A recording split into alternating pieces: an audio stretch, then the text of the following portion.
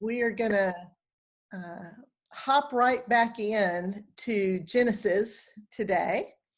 Let me get this slide going. And that's because several of you contacted me this week with questions, and they boiled down to the same question. So I thought we'd address the question today. But I don't want to just answer it. I want to use the question to give you some important items for your rambling backpack. On any journey through scripture, you're going to need to know what to do when you stub your toe. Like what could go wrong in this picture, right? You know, you need to know what to do when you run into something unexpected. I figured several of us feel like this kiddos setting off on this ramble through the Bible. Just kind of, I got a big backpack, doesn't have much in it, and I don't know where I'm going, but so far so good. And I understand feeling like that. I have felt like that. But by the end of this series, I want you to feel like this. I want you to be competent, experienced, and well-equipped.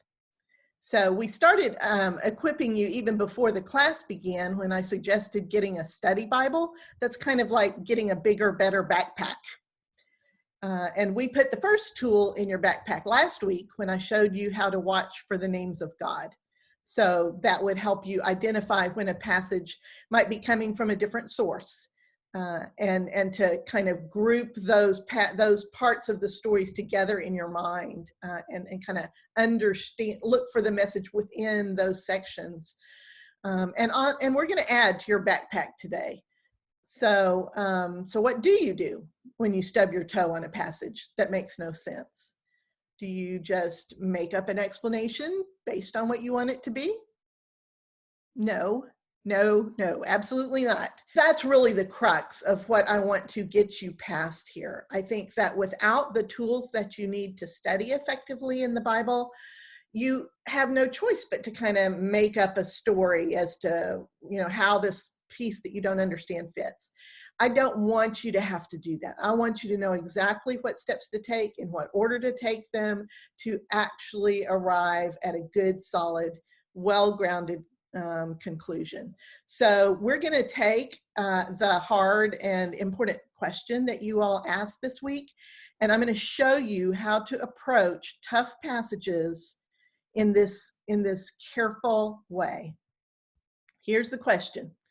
God created Adam and Eve, not Adam and Steve, didn't he? Remember what I said in class 1 about laying your baggage down at the door where you can pick it up on your way out? Now would be a good time to do that if you forgot. Just these words, the very question itself, raises all sorts of intense emotions on both sides of this issue. So I want to try to approach this as dispassionately as possible. I want to try to stay strictly within the biblical text. So we're going to approach this by focusing on what is in the text and what is not, so that you can yourself draw solid, well-grounded conclusions. So let's start with the first story in chapter 1, and then we'll take a look at the account in the second story. As you remember, the story in chapter 1 was very stylized.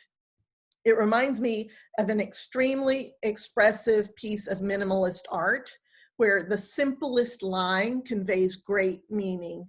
I mean, look at that picture. That's 5 lines, literally. And not only do we see the face, we see the mood of the face. We can tell a story about that face just by looking at those 5 lines. This is what that first chapter of Genesis is like. And just like with that piece of art, we fill in those spaces. In a story like this, in a story like Genesis 1, just like with this artwork, we're supposed to fill it in. It's a story that is intended to draw from us a response out of our experience. And that actually is the problem, that when we fill in the gaps, we fill them in with our own particular experience. And because it's limited to our experience, we might miss the breadth and scope available to us related to this artwork or this story. For example, when God said, "Let there be lights to divide the day from the night and to fix the seasons," in chapter 1, our minds immediately go to the sun, the moon, and the stars, right? But we know this is shorthand for all sorts of heavenly bodies that God created. We know this spare minimalist statement was meant to encompass all the majestic heavenly bodies, all the forms of light and dark, dust and twilight, the suns, the moons, the amazing myriad of planets and all the galaxies, just infinite variety, infinite beauty. Creativity beyond our imagining lives within that small phrase. And what about the creation of the seas and the dry land? We completely understand that this meant and everything in between, the marshes, the lakes, the rivers, the mountains, the lush tropical rainforests. The minimalist words are meant as brackets, kind of parentheses, if you will, to enclose and encompass God's incredible explosion of creativity. We instinctively understand this manner of storytelling. It is a way to tell a story. And to say that God created the fowl of the air in no way does justice, just that phrase, and he created the fowl of the air. And look, what kind of gorgeous, flamboyant words God must have spoken to create these creatures in particular. Do you get the idea? And in the plant and animal kingdom, expressions of sexuality cross and combined all genders, as we use the word gender. And if you didn't know that, you should Google it. It's really easy to Google. And even with all the same-sex and bisex and heterosexuality going on in the entirely innocent plant and animal kingdom, doing only what they were created to do because they can do no other, they are clearly quite fruitful and multiply just fine. So why would we assume that when it came to the creation of humans, that God would limit his creativity in any way, either in appearance or in sexuality or in gender? Why would God suddenly limit himself to black or white, one or the other? That makes no sense at all in the context of this biblical story itself, nor in the witness of the vast and diverse creation in which we live. It is not consistent with the plant kingdom. It is not consistent with the animal kingdom. And we can certainly believe what we choose to believe, but we can't hang a narrow view of sexuality or gender on this particular story. The text simply won't support it. So what about the story in chapter 2? As we saw last week, that seems to be an entirely different story. If you went back to study it this week, you may have even noticed that in chapter 1, humans were the last creation. Whereas in chapter 2, humans were created first, before any plants or animals. Chapter 2 is a different story that is trying to communicate a different message. So I have a pop quiz for you. Where did God look for a mate for Adam? This is in the last part of the story of chapter 2. Well, there weren't any other people, so the first option can't be the answer. He made Eve, right? Nope. God looked for a mate for Adam among the animals first. Look at verses 18 and 19 in chapter 2. I'm flipping over to them. God says it's not good for man to be alone, and he would make someone for him. And what did God then proceed to make? He made the beasts of the field and the birds of the air, and he brought them to Adam one by one. And verse 20 says, but there was no suitable helper found for Adam. Let that sink in for a minute. Do you think God did this because God was ignorant and didn't know that mating with the animals didn't work or wouldn't work? No, of course not. When you encounter something like this in your study of scripture, something that makes no sense, the first thing to do, and you should do them in this order, is check the footnotes of your study Bible to see if the passage is questionable. That's why having a good study Bible is so important. In this case, there's no textual evidence that this was a late addition or an amendment. So we've done that step. I did that step for you. You can always go back and do it yourself. The next thing is to look at the actual words. Research them in the original language. There are really easy to use tools available to you for free. And in one class soon, we'll just do a class and I'll walk you through some of those tools so that you can start doing this on your own. But for now, today, we don't have time. And so I'm just going to tell you there's no alternative meanings. There's no wiggle room in the translation. Here, God was definitely looking for a mate for Adam among the animals. So the next thing to do, the step 3, is to pull back and check the wider context within the story itself. This is not hopping to some other part of the Bible yet. This is just looking at the story itself. Look at it as a whole. What is the overall point of the story? Why is this story in the Bible at all? These are not the only 3 steps to do, but they're the first 3 to take every time. And this is a great story to practice on because we already have a good contrast with the story in chapter 1. We already know from the work you did last week that God is earthier, closer in the version in chapter 2. So you start by looking at the topic sentence of the passage that you're in. So in this story, you have to back up all the way to verse 7, where you find the topic sentence, and it says, "Then the Lord God fashioned the human humus from the soil." I love this translation. It reflects the sound play in the words that is in the original Hebrew. The human humus from the soil. We miss a whole lot in the translation into English, partly because it's done by committee and it's homogenized, and they just take all the life and the color out when they translate it. I'm not really sure why, but they do. And so I find it well worth the money to invest in other translations by experts whose goal in the translation is to retain the rhythm and the feel and the sound and the rhyming and stuff like that of the original language. And this particular translation I love. It's by Robert Alter in the Hebrew Bible Volume 1. He just published this last year in 2019. This is from the 5 books of Moses. I've got 3 of his volumes, the first 3 that he did.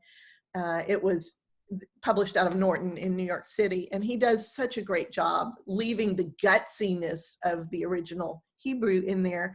And so the Lord God fashioned the human humus from the soil. That word fashioned is different than any of the words that the chapter 1 author used. This, in the chapter 2, God didn't create the human by speaking him into existence. He fashioned him, and this word is the same kind of word that is used for when a potter forms a vessel, doing hands-on kind of messy work. And when you did your breakout sessions last week, you reported noticing how in chapter 2, God had a relationship with Adam. Close. It was conversational. It was very intimate. And this verse shows this in a microcosm. Chapter 2 is about how close we are to God and to the earth. The word Adam is pronounced Adam in Hebrew, and it is just the Hebrew word for human. Adam was not a proper name as much as just a characteristic. We are Adam, human, from Adamah, soil. This whole chapter is about relationship. You guys figured that out very quickly last week. And God breathed into the human his own breath. This is about our intimate relationship with God. And it goes on to explain how close we are to the animals. So close that we have power over them. We name them. And finally, we can understand why in this story, God looks for a mate for the human among the animals. It's not about the science or the sex or procreation at all. It is to emphasize the closeness of our relationship to the animals. We are integrally related to the earth. We are integrally related to God. And we are integrally related to the animals. And that brings us to the final section about the creation of Eve. The story of Eve being built, Robert Alter has a note in there that that word is an architectural word. She is built from Adam's rib. That is not intended to be science. It's intended to demonstrate the intimacy of the relationship. Look at the Hebrew. This one shall be called woman. In Hebrew, the word is isha, because she was taken out of man. The Hebrew is ish, intimate, named the same, related.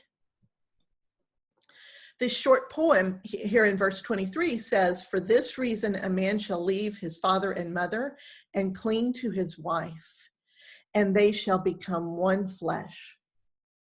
That poem is showing the integral closeness of man and woman. So close they have names virtually the same, Ish and Isha. So close, they are closer than even a parent to a child. And so from this text, considering the context of the whole story and the search for a mate among the animals, you can only conclude that the author's point is not that it is not good for, that his point is that it's not good for a human to be alone, but that we have a need for intimate, close relationship with God, with the plant and animal kingdom, and with each other. This is not a story of scientific historic accuracy. It's not about gender at all, or even the ability to have procreative sex. It's all about relationship. And that should resonate in your spirit, if you've been wrestling with this question. That should lift a weight off of you. We are hardwired to need relationship, intimate, close relationship. And like I said, you can always pick up your deeply held beliefs at the door. I understand, I really do.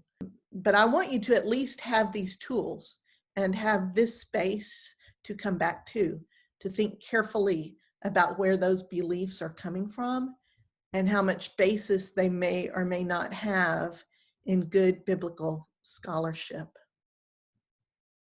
So, okay, enough of this uncomfortable, mind-bending hard work. Let's do something fun. I have a new word for you. The word is etiology. It's the story of how something came to be. And an etiology can be historically accurate or mythological, and it's very often the blending of the two. The older the story is, the more blended and embellished it becomes. And most of the stories in the first 11 chapters of Genesis are etiologies. Here's a list of them. They kind of skip through, you skip through the Bible, skip through the first 11 chapters, and I want you to do this. I've pulled out the etiologies for you here on this slide, and also this list is in your study guide. So in your breakout group, I want you to pick one or two of the etiologies from this list in the study guide, and together make a note of all the things that particular story explains. The list, there's a link in the chat that I put out there, and once I stop sharing my screen, you'll be able to get back to that. So we've already done chapter 1 and 2. Those were explanations, etiologies of how the earth came to be, how plants and animals came to be, how humans came to be. So it's just a simple statement like that. Just find what it is in the story that is an explanation of how that particular phenomenon came to be. So see if you can identify what some of the other etiologies explain, and we'll get back together in 15 minutes to compare notes.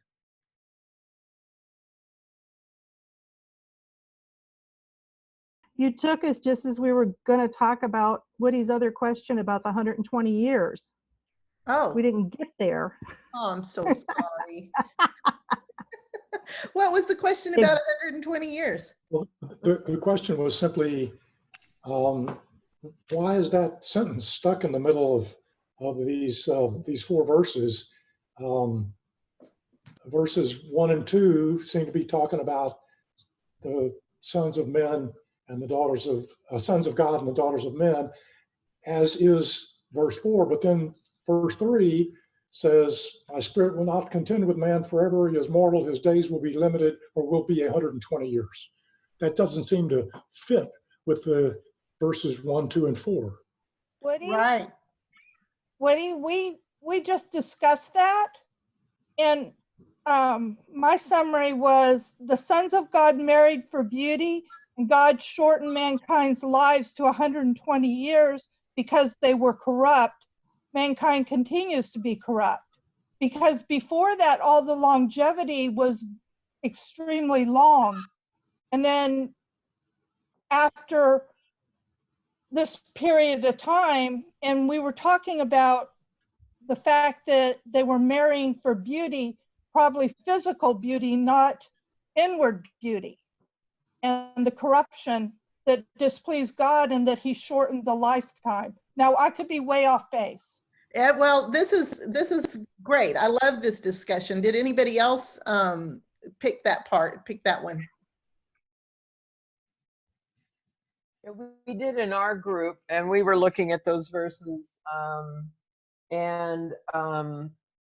you know, the whole question of who are the Nephilim, who are the sons of God, came up, and the issue that you noticed, the steady decline in lifespan from the beginning of the story to the end of the readings that we did for today, that lives are getting shorter and shorter and shorter, but it's not an instant thing, Right. that happened. And then the question of the wickedness, that it's talking about, possibly in all of my footnotes that I've read, possibly that the sons of God that were mentioned here were descendants of those who remained faithful to God, and the daughters of humans were perhaps of the line descendants of Cain, and there was like a contamination of the gene pool, or that the sons of God were perhaps fallen angels, or angels that had come down to earth and mated with women, creating these heroes and warriors of old.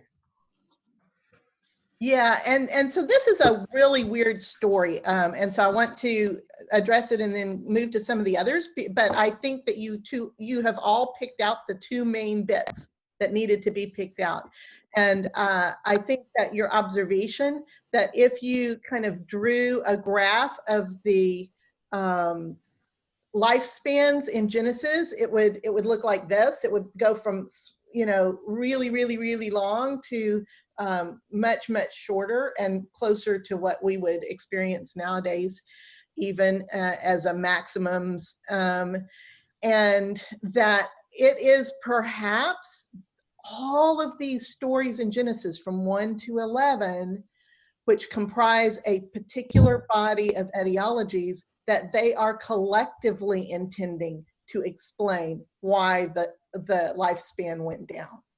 And that the thread running through all of them is wickedness, wickedness, sin, wickedness, you know, that moving away from God decreases our lifespan is the bottom line here. And I also want to point out, just that when you have just this really bizarre story in the middle, like this one is, make a note of what the etiology is. And in this particular case, this particular story is in there to tell us how the Nephilim came to be, and that they were kind of, half angel or whatever sons of God was, half divine and half human, as is common in lots of stories of that culture of that time. There were lots of stories like this floating around in the ancient world. This particular one names the Nephilim, and that is for a reason. That is because the Nephilim are going to play a big role later on in some of the stories later in Genesis. These are, a lot of times it's translated men of renown. These are giants. This is the etiology of how giants came to be. And you remember the story of David and Goliath? Goliath is one of the Nephilim. He is in that lineage, and Genesis tells us about that later. So that's where we're going with that. So who picked another story? Who picked a different story?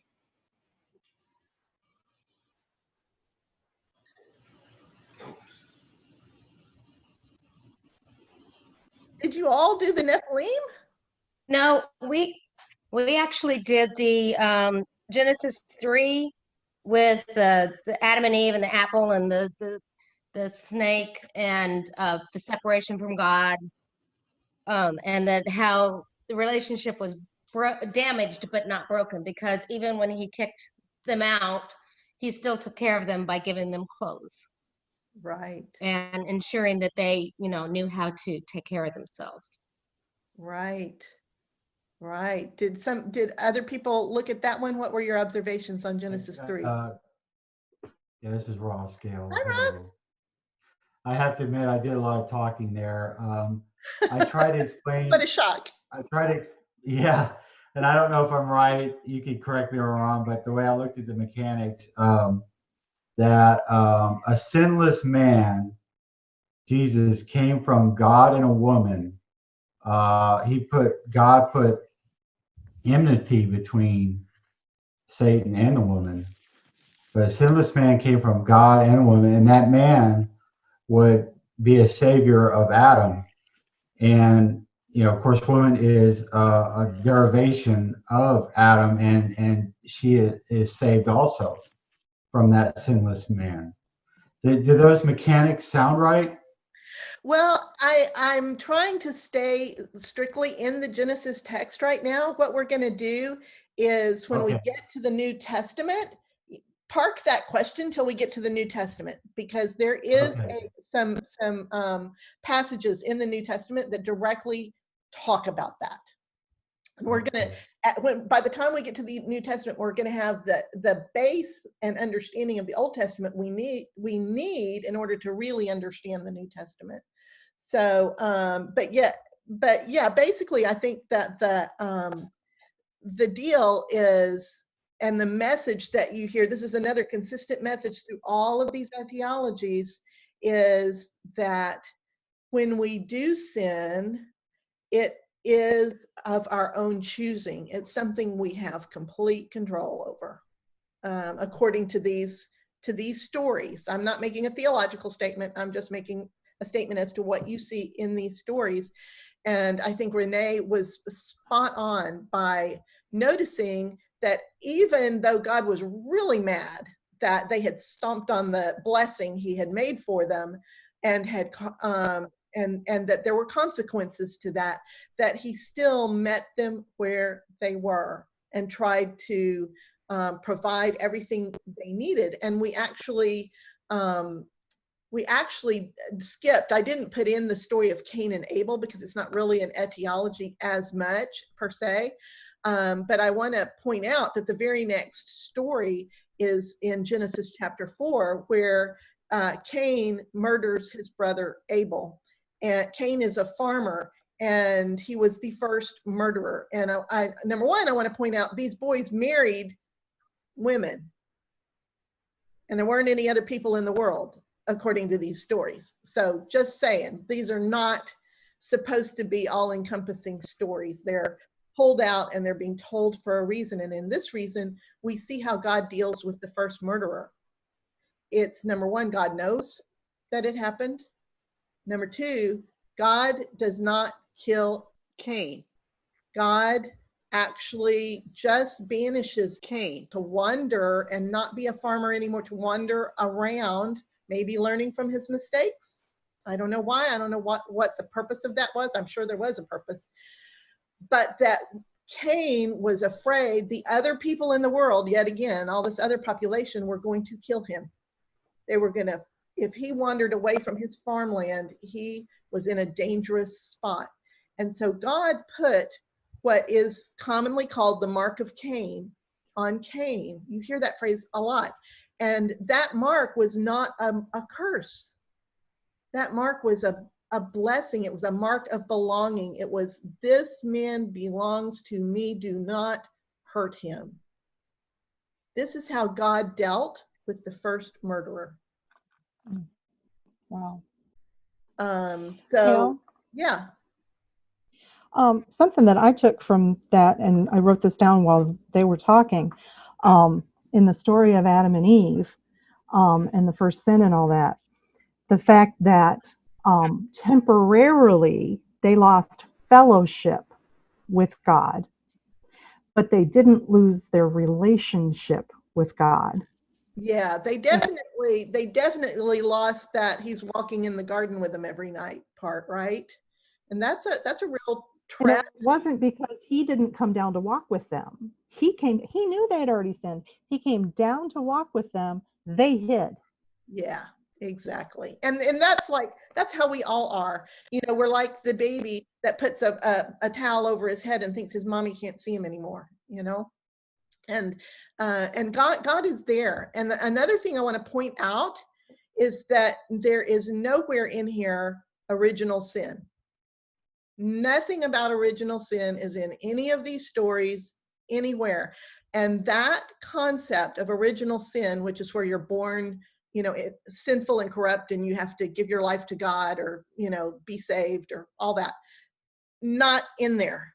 That whole idea of original sin was invented 400 years after Christ by Augustine, Saint Augustine, one of the, quote, church fathers, during a period of time where the men were getting together in the Mediterranean region and trying to decide what Orthodox Christianity was going to be. And Augustine was big in that. He made some mistakes, and he made some good things. I think he got this particular one wrong.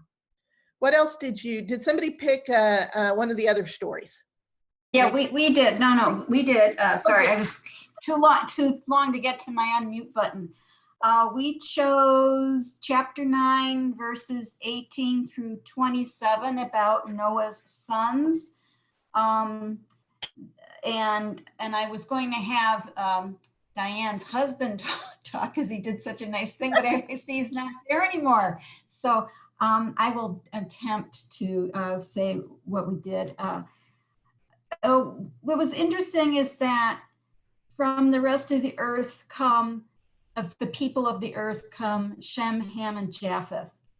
And because Ham makes fun of his dad, and Noah, because he's drunk and lying naked, Noah then curses Ham and his descendants, the Canaanites, to always be slaves. And then he extends the territory of Japheth, and he lets the Japheth live in Shem's tent. So obviously Shem and Japheth have to share resources with one another, yet while maintaining a caste system of lord and slave. And my question was that when Noah cursed Ham, did he corrupt God's plan? Because he created something, a caste system, or a system that wasn't something that God intended. Let me address this, because this is a really, really important story that people skip over all the time. I'm so glad you looked at this one. If you recall, when the Israelites ultimately settle, the land that God gives them, the promised land, is the land of Canaan. It's the land of the Canaanites. And this etiology is the justification for why the Canaanites were second-class citizens and why they should be wiped completely out. This is the root of that being okay. It is very similar to what we are seeing today and have experienced in the United States of the justification of enslaving Black people, and that making it okay to do all these horrible things to them later on. So we're reading an ancient book in which these people had to have some justification for why it was okay to commit genocide later. And this was the justification, was this story. They have a worldview, and you'll see it repeated over and over and over again, of the sin of the ancestor, of all the descendants after that ancestor being culpable for that sin. Not just a little bit, all of them, all of the descendants. So it feels very barbaric, but this is the world they lived in. That's how they thought. So we have to kind of strip the culture away and try to, again, get back to what is being said about God in these stories. But I wanted you to particularly notice this story because of that. Does that make sense? That etiology makes sense. I was very confused by this section because even though Ham was the one that apparently did the bad thing, God didn't, at least according to the NIV, God did not curse Ham. He cursed Ham's son, Canaan. So that the etiology of why Canaan and the Canaanites had to be cursed, that makes sense. Yes, I exactly. thought they were cursed by Noah. I'm sorry. He was. Yes, no, I'm sorry, not by God, but by Noah. Yes, Okay. exactly. Exactly. All right, did anybody do the flood? Did anybody do Noah's Ark? I just had a question about that. I don't really understand what we're trying to say that this says about God. We don't know yet. That we don't know. We're finding that out later. This doesn't say anything about God, but you have to remember that this was their view of Canaan when we get to later stories about Canaan. Okay, thanks. Sure. Did anybody do the flood? I did it on my own. Okay, that works. It's pretty remedial. It's God regretted his creation and Noah found favor with God. The recount of the flood. Oh, I just did recount of the flood. And then the commandment to go forth and multiply and not to kill because mankind is in God's image. That was a standout to me. And then also God's unconditional covenant not to destroy the earth by catastrophe of nature by the sign of the rainbow. Like I said, remedial. Nope, that's exactly right. I mean, clearly there must have been an actual devastating flood in the Mesopotamian area, across that area, because there are lots of flood stories like this that exist outside of the Bible. One of the oldest and most famous ones, which predates the Genesis version by a lot, by like 1,000 years. That story you probably have heard of, the Epic of Gilgamesh, and there are many, many others. You can Google it and read all about it. But in this Bible story, God decides to wipe out humankind because of our perverseness. And according to verse 5, every thought of our hearts was inclined to evil all the time. But God didn't want to destroy the one righteous man he found, Noah, and his family, nor did he want to destroy all of the animals. And the story explains how man and animals were preserved by God out of mercy. And notice, if you read that story, notice that Noah didn't have to go gather the animals. God caused the animals to come to him in this story, and that God himself was the one who sealed shut the door of the ark and made sure it was safe. And the point is not whether any of this is historically accurate. The point is to show us what is important to God. That drawing near to God, righteousness, which is being in right relationship, is important. And that no matter what the circumstance, God will take care of all of our needs. He just wants to bless us. You should be seeing this message loud and clear from Adam and Eve all the way through here to Noah here near the end of the etiologies. Did anybody notice that before the flood, humans and animals were all presented as vegetarians? If you go back to those first stories in chapters 1 and 2, we were given plants to eat. After the flood, God gave us meat to eat as well, but made a point of saying, don't eat meat that has its blood still in it, because blood is where life is. Don't eat it while it's still alive. And we're going to see echoes of that when we get to the New Testament later on. And also, I have a question, Gail. Sure. Sorry.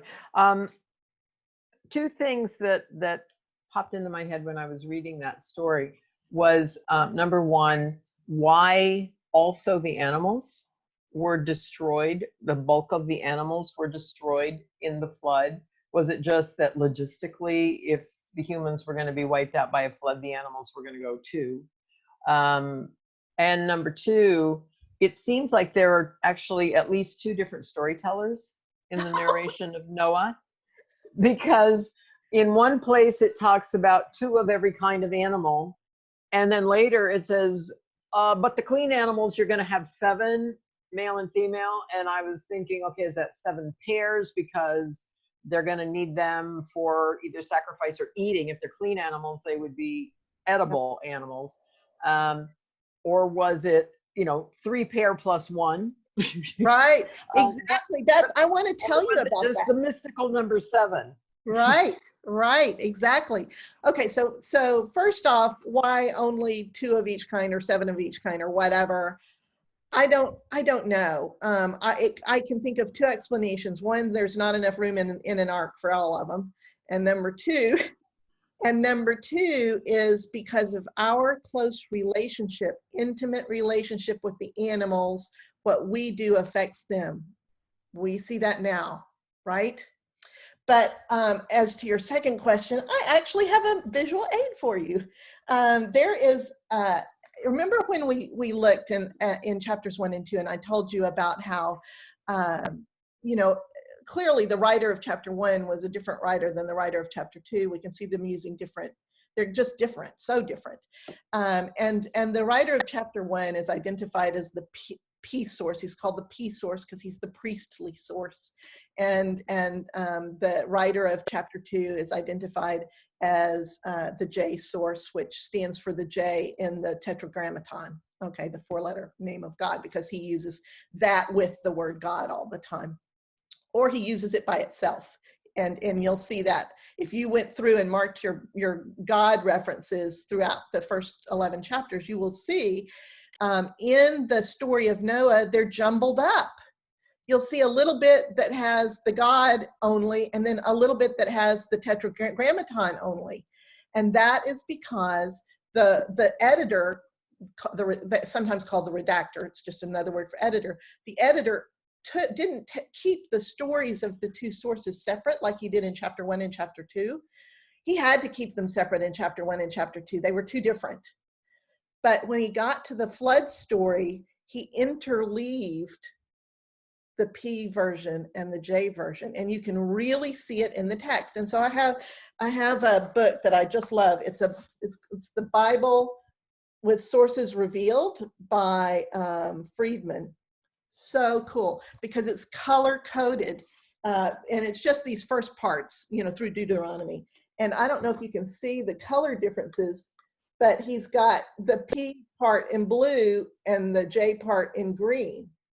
And so you can actually go through, and it's a fun thing to do by yourself. You're equipped now to do that, is to go through the story of the flood and kind of pull all the verses that are clearly using the word God alone out together, and then all the verses that are using the tetragrammaton out together, and then begin reading them as a story, and any of the remaining verses that you can't really tell, pull them into one or the other as needed to make the narrative flow, knowing that the P source, the one that uses God, is a priestly source. So he would have been worried about the sacrifices.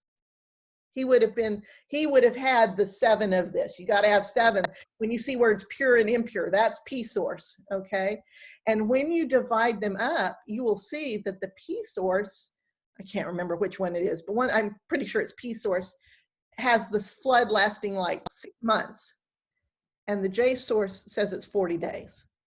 You know, and the way that they were interleaved here when the stories were edited together and just stitched together, it makes it sound like, well, it lasted 180 days and then he sat and let it dry for 40, you know, and that's how we normally understand this. But when you begin to parse out these different authors, each story is, you can tell by itself, a complete beginning to end story of the flood. It's fascinating. So we're out of time. I hate that we're out of time. Let me look real quick and see if there was anything else I wanted to. A quick question. Sure.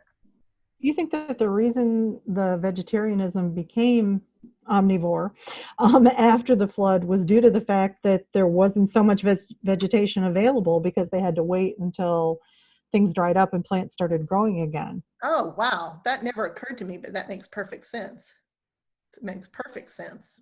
That's great, because I always wondered, well, why now? Why all of a sudden are we carnivores? So that's very cool. And if you guys, I would encourage you to finish the study guide on your own.